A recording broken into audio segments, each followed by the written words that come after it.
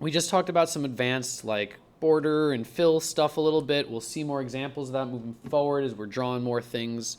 But there was something that I noticed during that video that I just want to share with you all, and it's kind of like another little thing to help you deal with errors.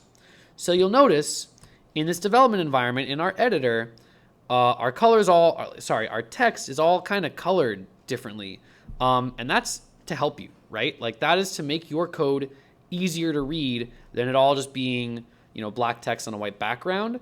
This is the program trying to, like, before you even run it, before it gives you any errors, trying to be like, hey, this is what I think you're doing so far. So let's go kind of through the different color text that we've got. First, we see our comment. Anything behind a hashtag is going to turn green, and that's just to signify this is not a command that I want to be running right now. It's a note for myself, or maybe I want to remove something to just see how it looks like for now without it, but I don't want to delete the whole thing because then I've lost it, right? So you'll notice comments turn green, so you can very immediately see, hey, if something's green, this isn't changing my code, it's just a note for myself. Next, we'll take a look. Your basic regular text is black. This is just stuff. It's commands, parentheses, variables, which we'll get to eventually. Regular, nothing, anything special.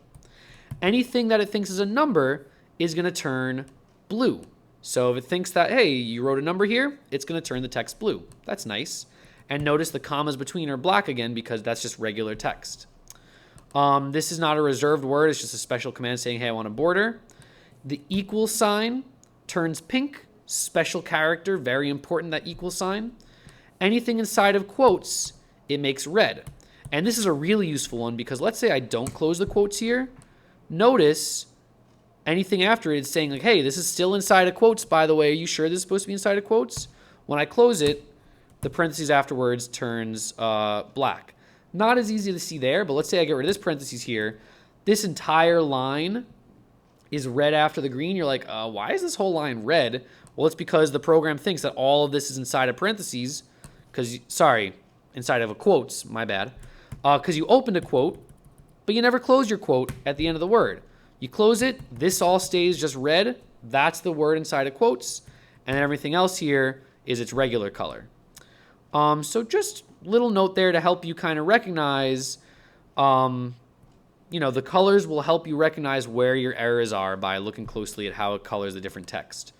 Last thing I'll note here, we saw in the previous video, none is a special value in Python, so it makes it pink, just kind of like our equal sign special character. You can't just use this willy-nilly. Capital N none is like, hey, this is a big deal. I'm a special value. I'm pink. If I make it lowercase n, now it's not that special value anymore, so it's not pink, right? Upper and lowercase does matter in Python. Similarly, if I said something like, instead of border green, I just made the border equal to true. Well, now it'll give me the default black border color. Oh, I guess you can't do that. Okay. So I guess the border, you do need to give it a color, so I'll make it green again. But if I said dashes instead of doing my weird like gap and width or whatever, I could just say true, and now I'll have dash lines over here. If for whatever reason I want to say false, that's a capital F, false turns pink. That's a special value. Then I won't have dashes. But notice, by the way, that dash is default to being false. So if I just don't even include dashes here, it doesn't change anything. So just another little way as we're introducing ourselves to this programming language and programming in general, looking at the error messages, paying close attention to the details, but also looking at the colors of your text can help you debug and figure out where your errors are a little bit. Hopefully that was helpful. I'll see you next time.